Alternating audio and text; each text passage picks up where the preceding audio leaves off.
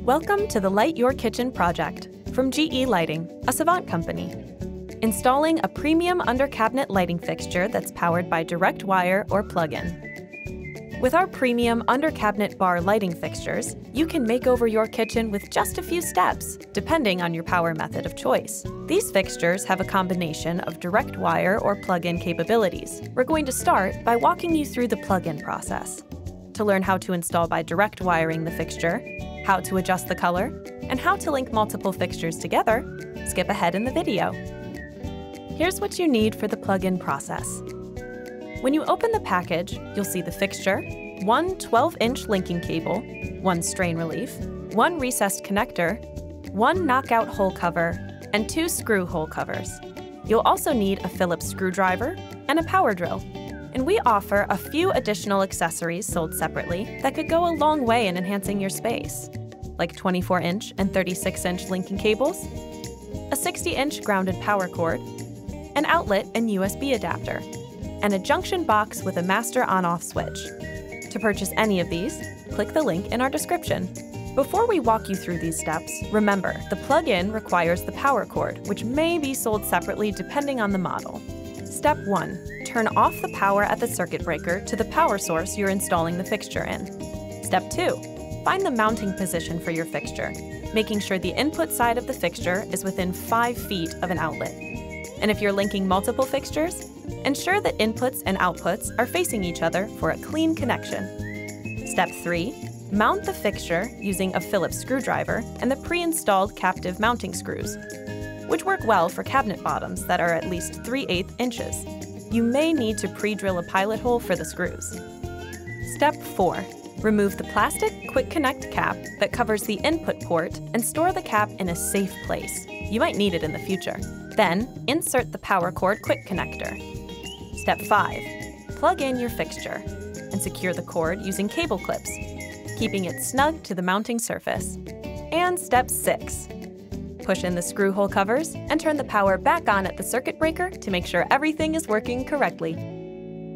Now, we'll walk you through the direct wire installation process. A few things to note before you begin. Do not use the power cord when direct wiring the fixture. Only one power method is needed. Also, read through the product instructions completely and proceed with caution. Make sure you follow each step carefully. If you have any concerns with handling wiring, you can either hire a qualified electrician for the installation, consider using the plug-in method, or check out our battery-powered options. Here are the tools you'll need: a Phillips screwdriver, a wire stripper, and a power drill. Let's begin! Step 1. Turn off the power at the circuit breaker to the power source you're installing the fixture in. Step 2. Use the screwdriver to remove the knockout and make sure you don't leave the metal circle in the fixture. Note, once the knockout is removed, the luminaire can no longer be powered by the plug-in method. Step 3. Loosen the screw and take off the connection cover. Step 4.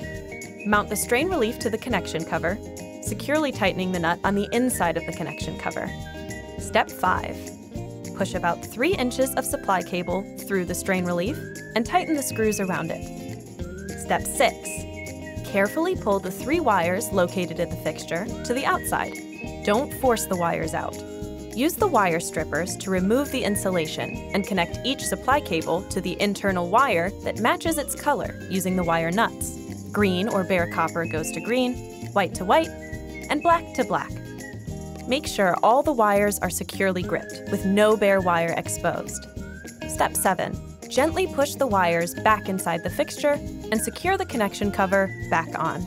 Step 8. Mount the fixture using a Phillips screwdriver and the pre-installed captive mounting screws, which work well for cabinet bottoms that are at least 3/8 inches. You may need to pre-drill a pilot hole for the screws. And finally, Step 9. Push in the screw hole covers and turn the power back on at the circuit breaker to make sure everything is working correctly. If your fixture allows you to switch between multiple color temperatures, simply use the slider near the switch. And if you have more than one fixture, you can link up to 10 of them together with a maximum of 220 watts.